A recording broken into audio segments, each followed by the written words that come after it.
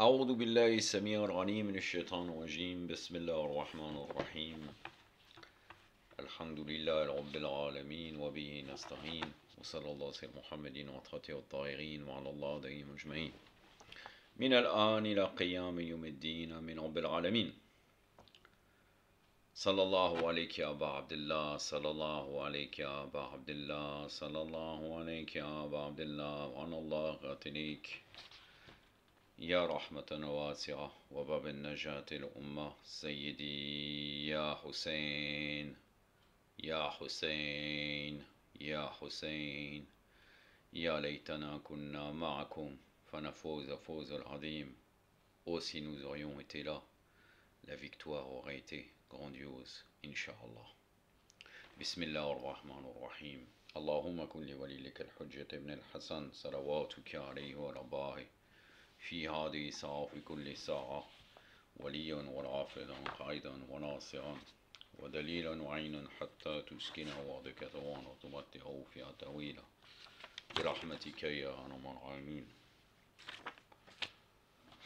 Une vidéo de jurisprudence concernant le sujet de la chasse, venant du livre Fiqh Imam Sadiq de Mohamed Jawad, de Cheikh Mohamed Jawad Marnia, rahmatullah alayh. Dans ces leçons-là, c'est surtout de la lecture en vous expliquant ce qu'a dit Cheikh Mohamed Jawad Marnia. Donc on pourrait me dire, oui, mais en fait on peut accéder à travers le livre. Oui, c'est vrai, c'est une réalité. Mais le problème, c'est que ce livre-là, le tome 4 de Fiqh Imam Sadiq, n'est pas présent. Vous pouvez le retrouver en PDF. Mais actuellement, très peu de gens l'ont, et même en format livre, jusqu'à maintenant, même des gens qui sont revenus de Chrome, puisqu'il est édité à Chrome, ils connaissent que le tome 1 et le tome 2. Alhamdoulilah, par Allah Azzawajal, on a eu le tome 3 et le tome 4, et normalement, ça parachève le Fiqh Imam Sadiq, il me semble, il est totalement terminé à travers ces 4 volumes.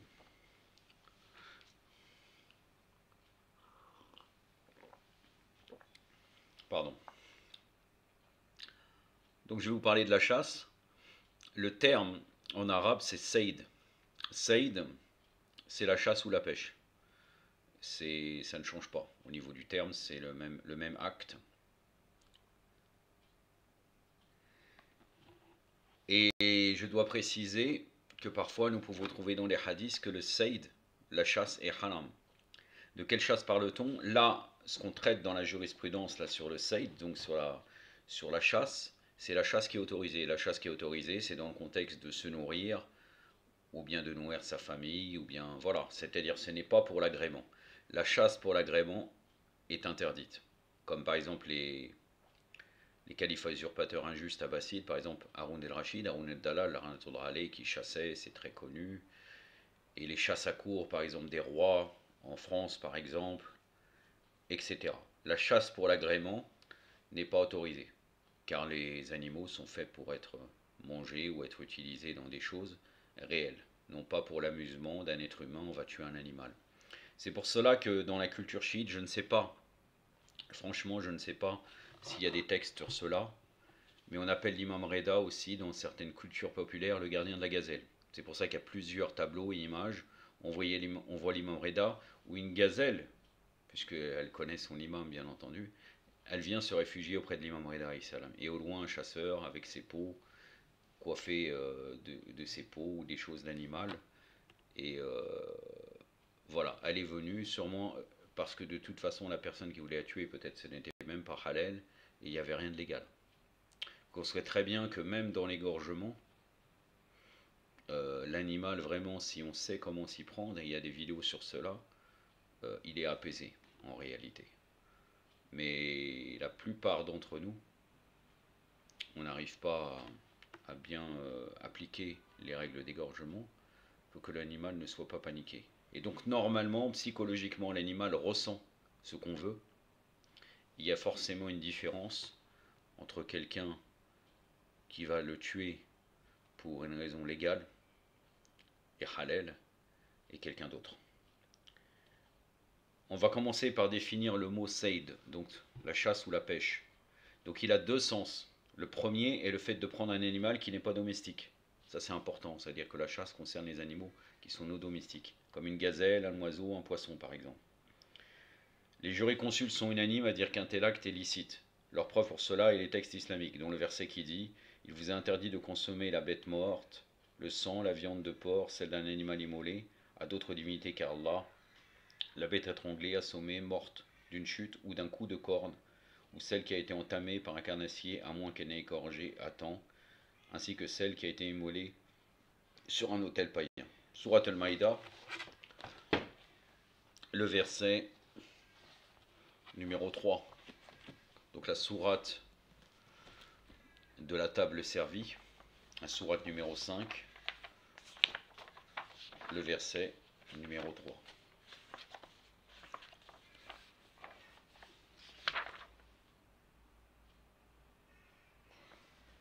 Jusqu'au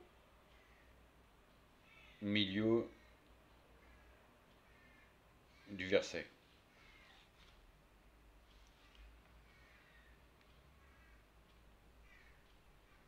بعد أعوذ بالله السميع العليم من الشيطان الرجيم بسم الله الرحمن الرحيم أغمت عليكم الميتة والدم ولم الخنزير وما حل لغير الله به ومنانقة ومقودة ومتغادية ونتية ومن أكل سبع إلى ما كيتم وما ذبح على نسب صدق الله العلي العظيم.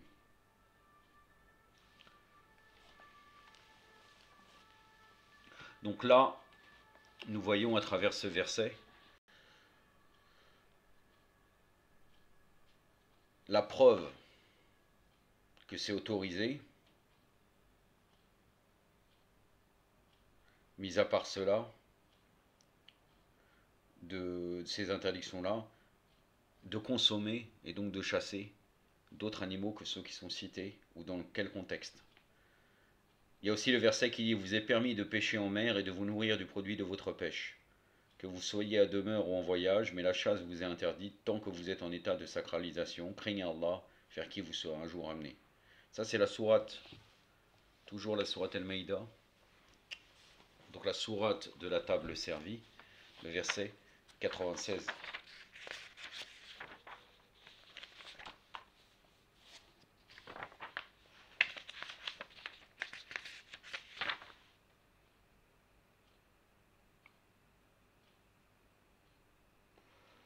بعد أعوذ بالله السميع العليم من الشيطان الرجيم وحل لكم صيد البر وطعمه متاعا لكم ولا صيحة وحرمت عليكم صيد البر ما دمتم حرما صدق الله العلي.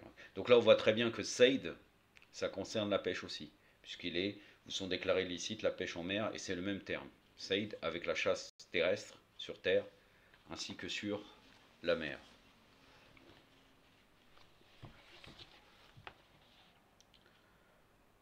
Donc le premier sens de la chasse, c'est le fait de prendre un animal qui n'est pas domestique, une gazelle, un oiseau, un poisson.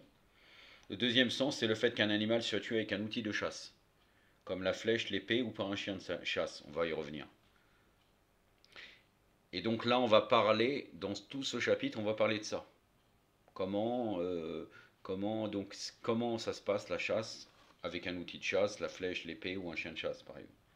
C'est-à-dire nous allons chercher à connaître les préceptes concernant un gibier tué avec un outil de chasse ou par un animal de chasse. Est-ce qu'il est licite ou pas? Selon quelles conditions il est licite? Il convient de signaler que dans les ouvrages de fiqh, les jurisconsultes ont d'abord divisé les moyens de chasse en deux types. Les animaux de chasse comme le chien, le guépard, le faucon, donc ceux qui sont utilisés ou qui vont être chassés ou qui sont utilisés pour chasser.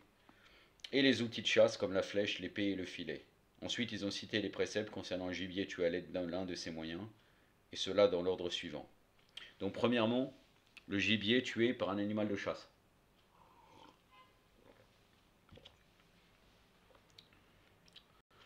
D'après l'auteur d'El Jawahir, El Jawahir c'est Mohamed Hassan al-Najafi, Jawahir al-Kalam, et l'auteur d'El Masalek,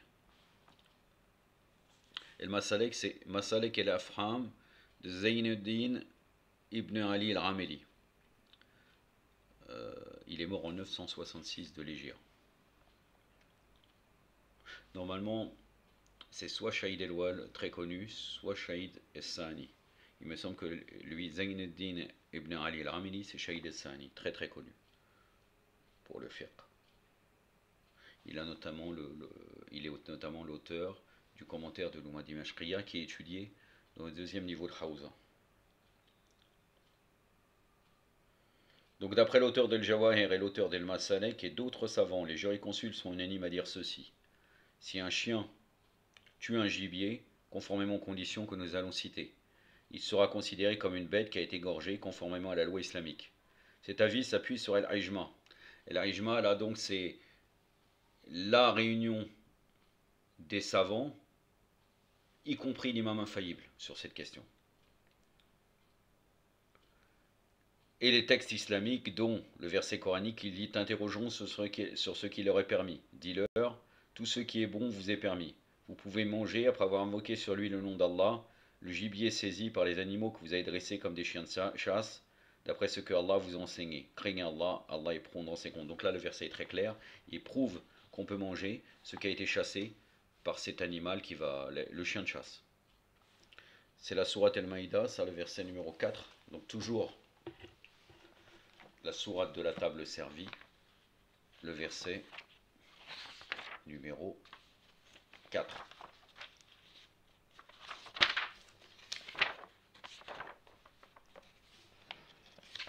Je n'avais pas préparé, d'habitude je mets des marque-pages sur les versets coraniques, mais c'est une sourate qui est facilement accessible pour moi. Si on me dit sourate El-Maïda, je vais la trouver rapidement, c'est pour ça que je ne l'ai pas fait. Je m'excuse pour cette attente. Donc ça va jusqu'à pratiquement la fin du verset, puisqu'après c'est marqué « Craignez Allah, car Allah est prend en compte ». Par d'A'udhu billahi samir al-alim min ash-shaytan rajim. Yasalunaka ma da'uila lahum. قل أهل لكم الطيبات وما علمتم من الجوارح مكلبين تعلمون مما عليكم الله فكلوا مما أمسكنا عليكم وذكروا اسم الله عليه صدق الله العظيم.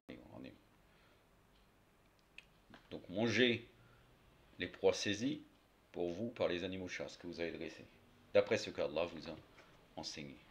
Et mangez de ce qu'il garde pur pour vous, et prononcez le nom d'Allah sur lui. On va revenir donc sur ces règles-là, comment ça se passe. Donc l'argumentation, le gibier tué par un animal de chasse, ça serait légal après donc El-Ijma et le verset coranique cité. Mais après, les ulama divergent à propos d'un gibier tué par un autre animal, comme le faucon et le guépard. Donc sur l'auteur de Masal et que je vous ai cité précédemment, et l'auteur d'El Jawahir, la plupart des jurisconsultes ont dit qu'il n'est pas permis de manger un gibier tué par un tel animal, même si on lui a appris à chasser. Leur preuve pour cela est le fait que dans le verset précédent, aucun animal autre que le chien n'a été cité. Et les hadiths suivants. Quelqu'un a dit à l'imam Sa'adq alayhi salam, est-il permis de manger un gibier tué par un faucon, un chien ou un guépard? Et l'imam alayhi salam lui a dit, ne mangez pas un gibier attrapé par un de ces animaux, sauf si vous l'avez égorgé conformément à la loi islamique avant qu'il meure. C'est-à-dire que là, l'animal sur lequel on ne pourra pas consommer parce qu'il l'aura attrapé et tué, s'il le ramène vivant, on l'égorge tout de suite, il est légal. Alors la même personne lui a dit, et s'il est tué par un chien? Et l'imam lui a dit, tu peux le manger, car Allah a dit dans le Coran, vous pouvez manger après avoir invoqué sur lui le nom d'Allah, le gibier saisi par les animaux que vous avez dressés comme des chiens de chasse. Ensuite l'imam lui a dit, ce que les prédateurs attrapent est à eux-mêmes, sauf les chiens dressés, ce qu'ils attrapent est à leur maître. Wasa al-Shira, le volume 23, page 332.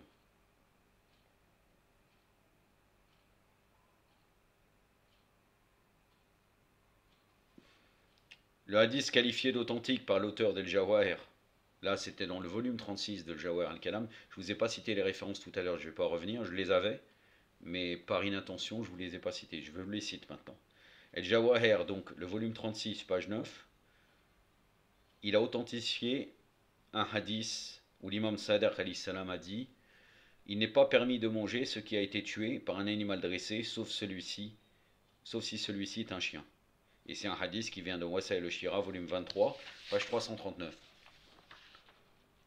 Le hadith où l'imam Sa'd a dit, à part ce qui était attrapé par un chien, ne mange pas ce qui a été attrapé par les autres animaux, comme le guépard et le faucon.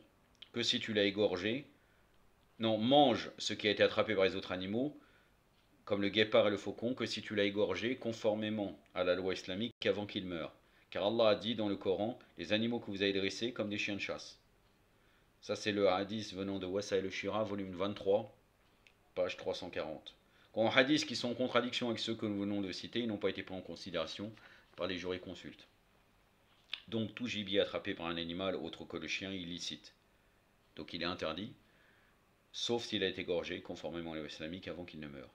Maintenant les conditions requises pour qu'un gibier attrapé par un chien soit licite. Il faut que celui-ci réunisse les conditions suivantes. Il faut qu'il soit un chien dressé, c'est-à-dire il faut qu'il soit un chien de chasse, donc dressé pour la chasse. Et pour savoir si un tel chien est un chien de chasse ou pas, il faut recourir aux experts, aux gens qui vous diront, c'est spécialiste d'éduquer les chiens, de dresseurs de chiens, ou bien de chiens de chasse, ils vous diront si celui-là est un chien de chasse ou pas. Les jurisconsultes ont dit ceci, un chien de chasse est tout chien ayant les deux caractéristiques suivantes. La première, si son maître lui donne l'ordre d'aller attraper un gibier, il lui obéit, et s'il lui donne l'ordre de revenir, il revient. Le deuxième, généralement s'il attrape un gibier, il ne le mange pas, c'est-à-dire il le ramène à son maître. C'est-à-dire il le prend dans sa gueule, comme ça, et il le prend là, et après il le ramène.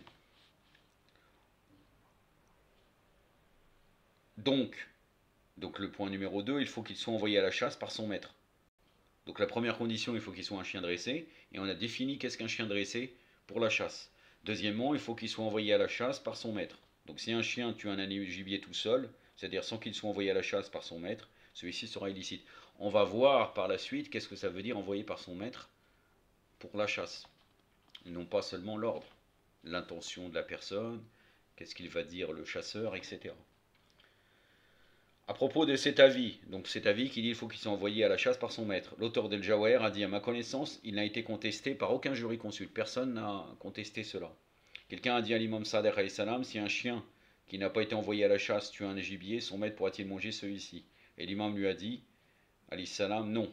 El Jawahir, volume 36, page 27, 28.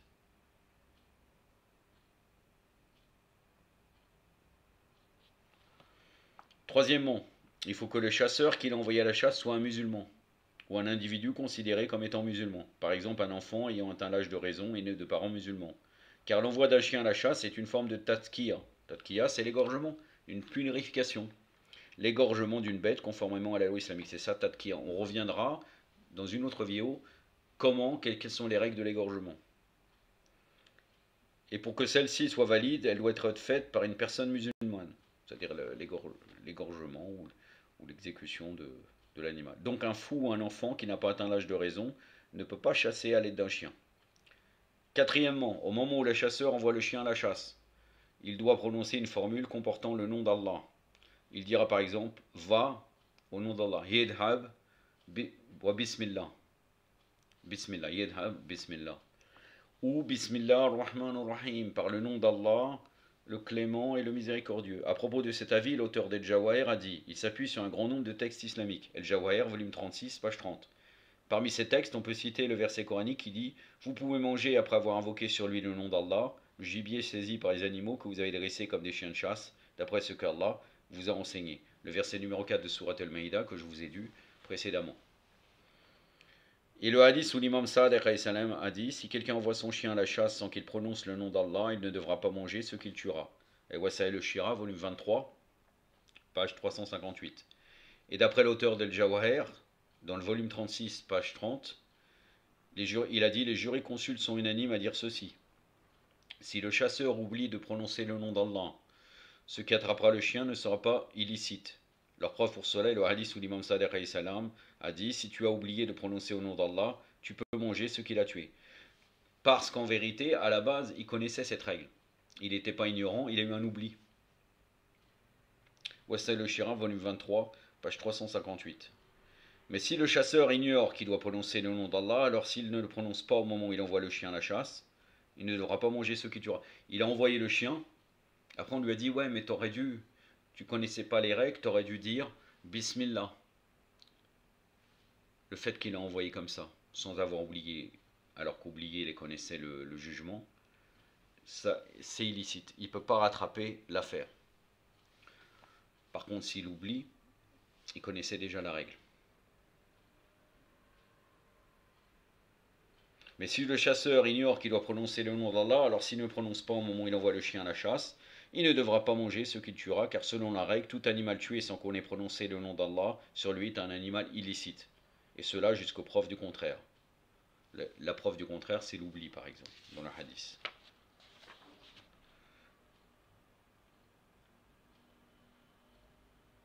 Et prochainement, donc Mohamed Jawad Marni a dit, et je parlerai puisque j'y serai là, dans le prochain, je parlerai de l'égorgement. Donc il dit que nous allons traiter cette condition, c'est-à-dire le fait de l'oubli ou pas, ou quelqu'un qui ne connaît pas le fait qu'il doit dire Bismillah, il va le traiter plus profondément dans son prochain chapitre. Cinquièmement, il faut que le gibier soit vivant au moment où le chien l'attrape. Donc si un gibier meurt avant que le chien l'attrape, il sera illicite. Ça veut dire qu'il a tiré, par exemple le chasseur, il est tombé, il est encore vivant.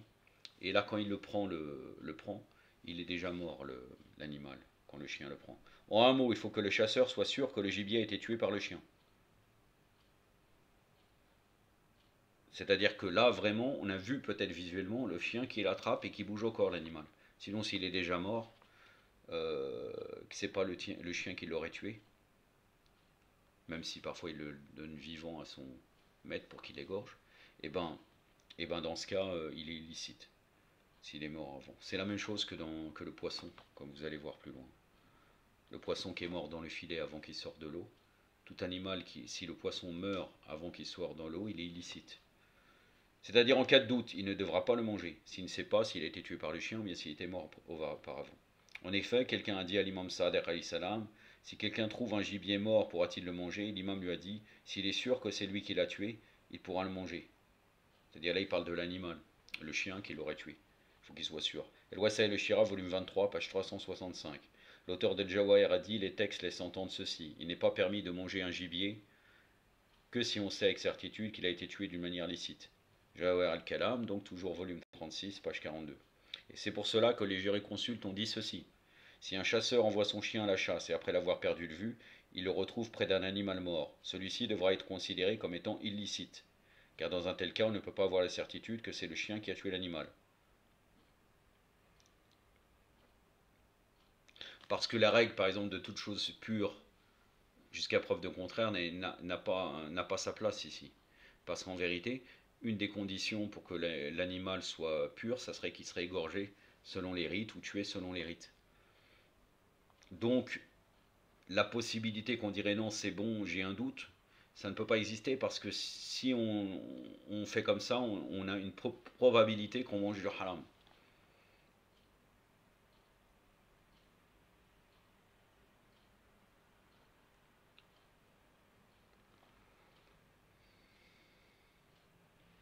Sixièmement, il faut que le chien attrapé par le chien, il faut que le gibier attrapé par le chien soit mort ou sur le point de mourir, c'est-à-dire que le chasseur n'a pas assez de temps pour l'égorger. Donc si un gibier attrapé par un chien est encore en vie, le chasseur devra l'égorger, sinon il sera illicite. C'est-à-dire que là, il le trouve encore en train de bouger, il se précipite, il l'égorge. S'il le trouve mort dans la gueule du chien, c'est bon, c'est halal. Et qui sait que c'est le chien qui l'a tué.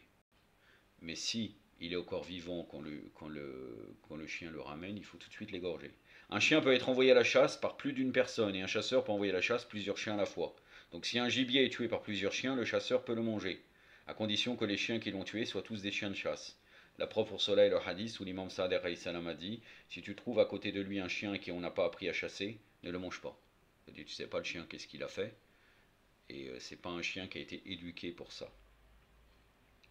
Parce que la condition, encore une fois, du chien de chasse, c'est qu'il obéit à son maître. C'est pas n'importe quel chien, il se précipite sur un animal, il le tue, on dit oh c'est bon.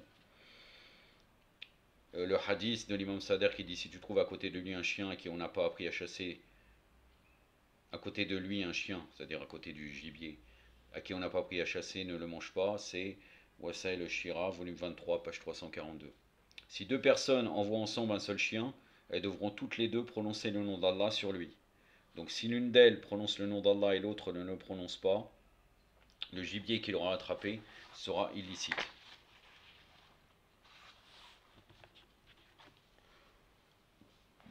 Il convient de signaler qu'avant de manger un gibier attrapé par un chien de chasse, on doit d'abord purifier l'endroit mordu par ce dernier, bien entendu, puisque le chien est impur. Hein, donc l'endroit où il a attrapé, il faut le purifier. Et cela en le lavant avec de l'eau, comme on lave une chose pure souillée par une chose impure. Voilà les règles de la purification, notamment avec le chien et l'eau. Court, moins d'un cours, tout ça vous le connaissez. Ce que nous venons de dire n'est pas en contradiction avec le verset qui dit: vous pouvez manger après avoir invoqué sur lui le nom d'Allah, le gibier saisi par les animaux que vous avez dressés comme des chiens de chasse, d'après ce que Allah vous a enseigné, car le verset coranique est général. Il ne parle pas des détails, notamment cette purification. C'est la sourate Al-Maïda, sourate numéro 5, verset 4. Car ce verset veut seulement dire qu'il est permis de manger un gibier tué par un chien de chasse. Il ne veut pas dire en plus de cela que l'endroit mordu par un tel chien n'a pas besoin d'être purifié. Maintenant, le gibier tué avec un outil de chasse. Nul ne doute qu'il est permis de manger un gibier attrapé vivant et égorgé conformément à la loi islamique, et cela quel que soit le moyen utilisé par le chasseur qui l'a attrapé, en lançant une pierre sur lui, en lui tendant un piège, en envoyant un faucon. La question qui se pose est la suivante. Si quelqu'un tue un gibier avec une flèche, une épée ou une autre chose, celui-ci sera-t-il licite comme l'est un gibier tué par un chien de chasse? Réponse. Cela dépend de l'outil avec lequel il a été tué, et on distingue les différents cas suivants. S'il a été tué avec un outil avec lequel on peut égorger un animal, comme l'épée ou le couteau, ou avec un projectile d'une arme de jet, comme la flèche. Dans ce cas, le gibier est licite, et cela même si l'outil qu'il a tué n'a pas pénétré dans son corps. L'auteur d'El-Masalek a dit: nos jurisconsultes ont dit qu'un gibier tué avec un tel outil est licite, que celui-ci est pénétré dans son corps ou pas. Leur preuve pour cela est le hadith authentique rapporté par Al-Halabi, et où celui-ci a dit: j'ai dit à l'imam, alayhi salam, si quelqu'un lance une épée, une flèche ou une lance sur un gibier, en prononçant le nom d'Allah, et le tue sans qu'il soit touché par la partie tranchante de l'arme, par exemple, je sais pas, il a été assommé ou quelque chose comme ça, pourra-t-il manger le gibier? Et l'imam m'a dit: si c'est la flèche qu'il a lancée sur lui qui l'a tué, il peut le manger. Et de nombreux autres hadiths. Ça c'est dans Masalek, donc de Zayn ad-Din al-Rameli, volume 11, page 411 à 412. Comme l'a dit l'auteur d'El Masalek, et Shahid Hassani, voilà, là j'ai la confirmation, je vous ai dit c'est Shahid Hassani, il semblerait, effectivement, là l'auteur dit que c'est Shahid Hassani, il y a plusieurs hadiths qui permettent de dire cela. Parmi ces hadiths, on retrouve celui où l'imam a dit oui, en réponse à celui qui lui a dit: si quelqu'un attrape un zèbre ou une gazelle qui courait et la coupe en deux avec son épée, pourra-t-il la manger? Il l'a lancée, sa coupe. Voici le Shira, volume 23, page 363, donc l'imam a répondu oui. S'il a été tué avec un objet pointu qu'on n'utilise pas comme projectile d'une arme de jet, par exemple un bâton pointu, donc là est-ce que c'est valable ou pas? Dans ce cas, on peut manger le gibier que si cet objet-là est entré dans son corps, c'est-à-dire s'il l'a blessé. C'est-à-dire c'est pas une habitude d'utiliser cette chose-là comme une arme de jet, mais ça coupait un peu, on l'a lancé. Et là, il faut vraiment que ça rentre. C'est pas, il aurait été éventuellement assommé ou ça a passé un autre phénomène, ça a traversé. Là, il faut vraiment que ça l'a blessé. L'auteur de Menasadek a dit: un gibier tué avec un tel objet est illicite à condition qu'il soit blessé. Donc s'il meurt sans qu'il soit blessé, il sera illicite. Ce qui permet de dire cela est le hadith rapporté par Adi ibn Atem, et où celui-ci a dit: j'ai interrogé le prophète sallallahu alayhi wa sallam, Allahumma salli ala Muhammad wa ali Muhammad wa lajjal farajahum wa la'anadahum. Tué avec un mirat. Mirat, c'est une pièce de bois lourde dont les deux bouts sont pointus. Et il m'a dit: si c'est la partie pointueuse du mirat qui l'a tué, tu peux le manger. Et s'il est mort sous l'effet du poids de celui-ci, ne le mange pas. Et le hadith où l'imam Sa'ad a dit: si tu lances un mirad et il entre dans le corps du gibier, tu pourras le manger. S'il n'est pas entré dans son corps, ne le mange pas. El Masalek, volume 11, page 412. S'il est tué par un objet qui ne tue que sous l'effet de son poids, par exemple une pierre, une barre, dans ce cas le gibier est illicite, interdit. L'auteur d'El Masalek a dit: un gibier tué avec un tel objet est illicite.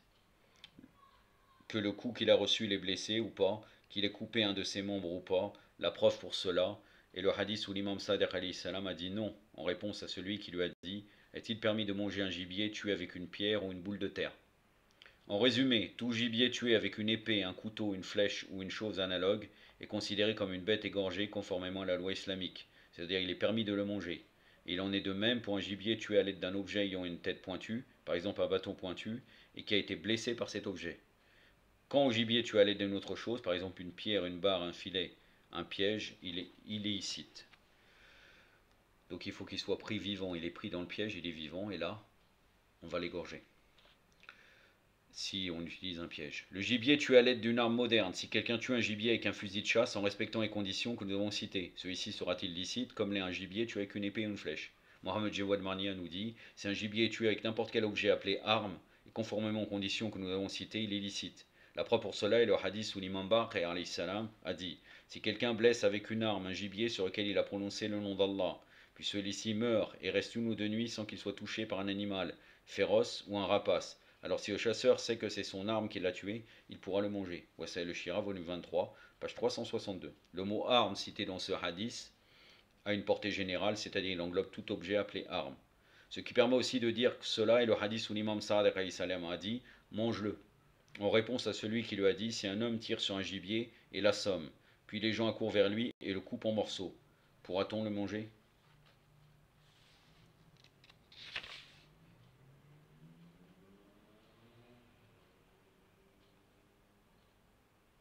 Donc lui, il a dit Bismillah, il a tiré, et après il y a des gens qui sont venus. Bon, ces gens, on va présupposer comme quoi ils connaissaient que c'est cette personne qui l'avait tiré, et qu'il était halal. Donc là, ils ont vu ça, ils sont venus, hop, ils l'ont coupé. Ce qui reste, éventuellement, ce qui reste, est-ce que c'est possible de le manger? C'est possible. Mange-le, l'imam Sa'ad a dit. Wassal al-Shira, volume 23, page 364. L'expression tire sur un gibier a une portée générale. C'est-à-dire, quelle que soit l'arme utilisée par le chasseur, on peut dire il a tiré sur un gibier.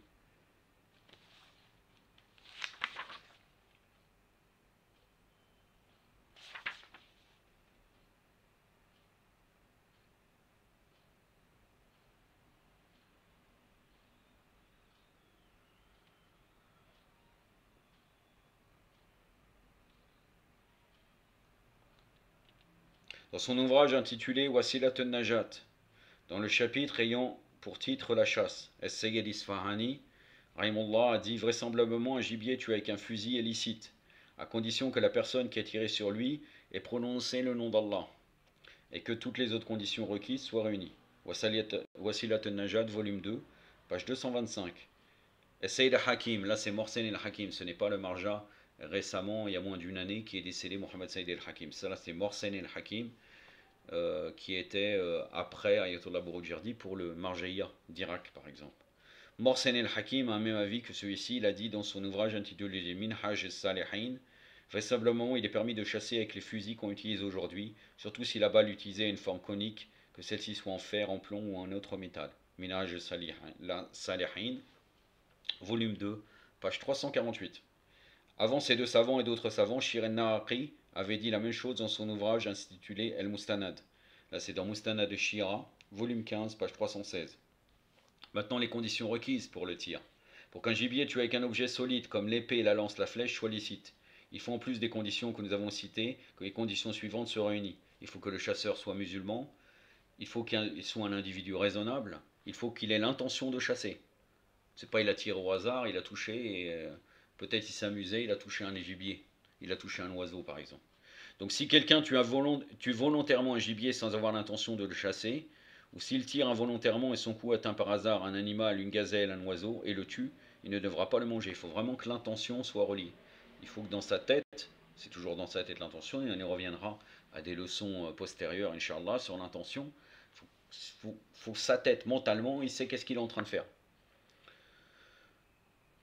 Donc s'il le tue en dehors de la chasse, alors qu'il n'avait pas l'intention de le chasser, il ne devra pas le manger. Et cela même s'il a prononcé au nom d'Allah avant de tirer sur lui. Ça n'était pas l'intention de le tuer, de tirer, il a juste dit Bismillah, comme on peut dire Bismillah en prenant un verre d'eau, par exemple. Toutefois, si avant que l'animal meure, il égorge conformément à la loi islamique, il pourra le manger. Dès qu'il a tiré, ah, j'ai touché quelqu'un, et c'était pas prévu, un animal, et hop, là, il va aller l'égorger, ça sera bon. Il faut que le chasseur soit convaincu que c'est son arme qui a tué le gibier. Donc si par exemple quelqu'un tire sur un animal, se trouvant au sommet d'une montagne, puis le retrouve mort en bas, il ne devra pas le manger, car il est possible que sa mort soit due à sa chute du sommet de la montagne. Ce qui permet de dire cela est le hadith où l'imam Sa'ad a dit, si le gibier est tombé dans l'eau, ne le mange pas. Ouais, c'est le Shira, volume 23, page 378, parce que peut-être il s'est éloigné, ça n'a rien à voir, on ne sait pas. Et celui où il a dit, si tu tires sur un gibier, se trouvant au sommet d'une montagne, il tombe en bas et meurt, ne le mange pas. Wassel le Shira, volume 23, page 379, car tu n'as pas la certitude qu'il n'est pas mort en brisant ses os, par exemple. Les animaux qu'on peut chasser. Un animal tué par un chasseur ne peut être considéré comme étant un gibier licite que s'il réunit les conditions suivantes. Il doit être un animal dont la chair est licite, c'est-à-dire qu'il est permis de manger sa chair s'il est égorgé conformément à la loi islamique. Donc si quelqu'un chasse un animal impur, comme le sanglier, ou un animal dont la chair est illicite, comme le lièvre, cet animal ne sera pas considéré comme étant un gibier.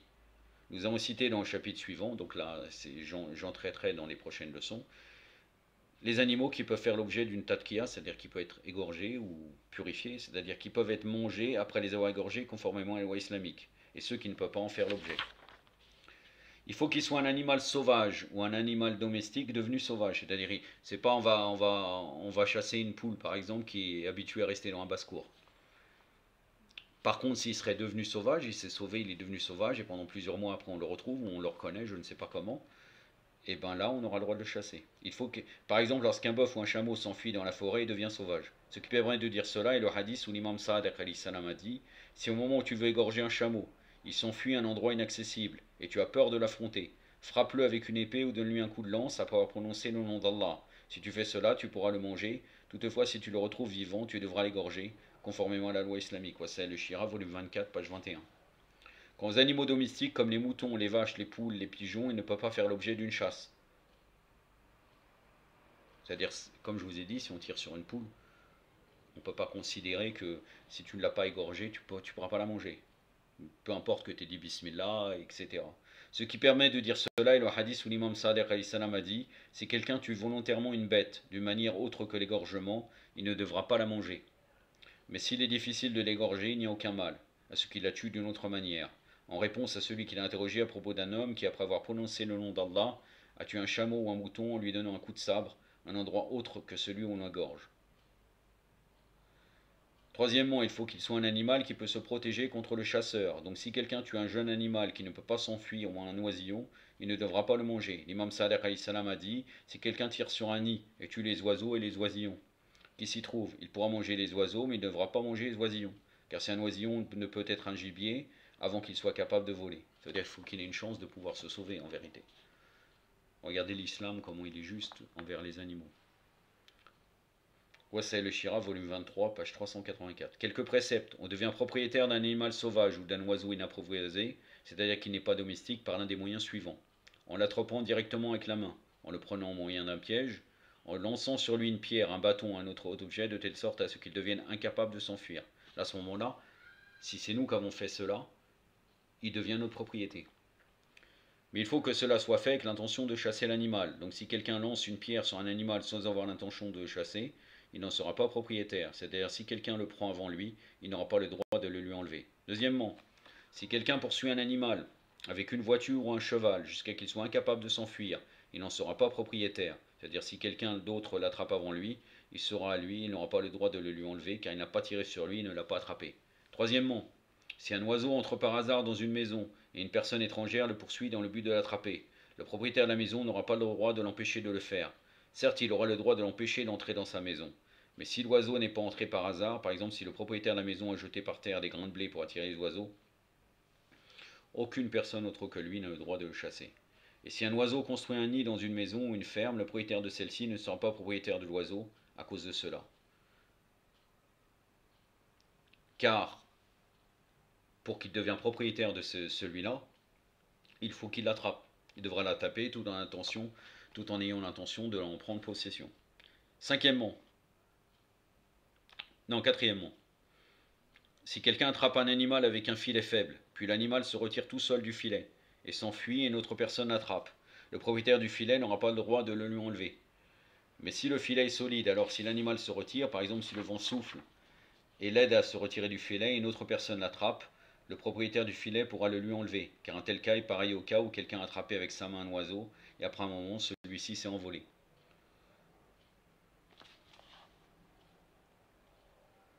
C'est en se basant sur cet argument que les jurisconsultes ont dit ceci. Si un grand poisson entre dans un petit filet, puis entre avec ce filet dans un grand filet, c'est le propriétaire du deuxième filet qui en sera propriétaire, mais il devra rendre le petit filet à son propriétaire. La règle est la suivante, si l'animal est plus fort que l'objet dont le chasseur s'est servi pour l'attraper, et d'où il s'est retiré et n'appartient pas au propriétaire de cet objet, c'est-à-dire il peut être chassé par une autre personne. Et si cet objet-là est plus fort que l'animal, celui-ci appartient à son propriétaire, c'est-à-dire personne n'a le droit de le chasser. Cinquièmement, si quelqu'un tire sur un animal et le blesse, mais sans l'affaiblir, puis celui-ci s'enfuit et entre dans une maison, alors si le propriétaire de celle-ci l'attrape, il sera à lui. Et celui qui l'a blessé n'aura pas le droit de lui enlever. Mais si sa blessure l'a rendu incapable de s'enfuir, il appartient à celui qui l'a blessé. Nous avons cité la raison de cela dans le précepte précédent. Sixièmement, et ça sera la fin, dès qu'un chasseur attrape un gibier, il en sera propriétaire. Et cela même s'il s'enfuit par la suite à un endroit inaccessible, car une fois qu'un individu s'est approprié une chose, il en demeurera propriétaire. Certes, si un chasseur abandonne volontairement un gibier qu'il a chassé, il n'en sera plus propriétaire et toute autre personne aura droit de se l'approprier. Donc la prochaine fois, dans les leçons de Fiqh Imam Sader, ça sera sur la façon d'égorger une bête, Inch'Allah. Mais pour l'instant, nous ne sommes pas là. J'ai toujours en alternance le tafsir du Coran. Donc la prochaine vidéo sera sur le tafsir du Saint-Coran. Comme on est dans la période de Muharram, et en particulier les 10 premiers jours, car j'ai pas eu l'intention cette année de faire comme l'année dernière des Majlis Hosseini où je parle de l'imam Hussein alayhi salam. Je vais quand même, parce qu'on est dans les 10 premiers jours de Muharram, je vais vous citer quelques hadiths. En l'occurrence, je vais choisir 3 hadiths cités par l'imam Hussein alayhi salam.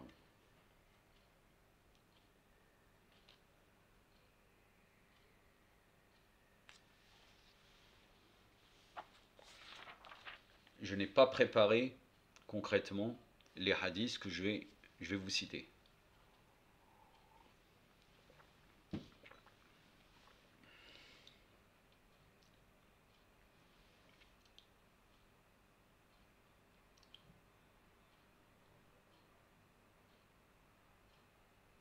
Une des conditions, l'imam Hossein a cité une condition notamment pour être imam. Regardez ce qu'il dit.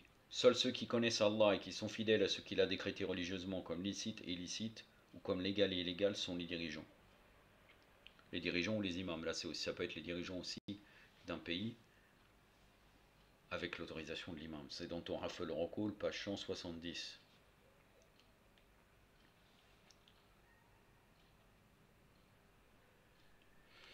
L'imam Hussein a dit, ça c'est dans le Martel de Khawarizmi, alayhi salam, volume alayhi salam à l'imam Hussein alayhi salam. Volume 1, page 188. Celui qui m'accepte par conviction de la vérité reconnaît en réalité que Allah est la vérité.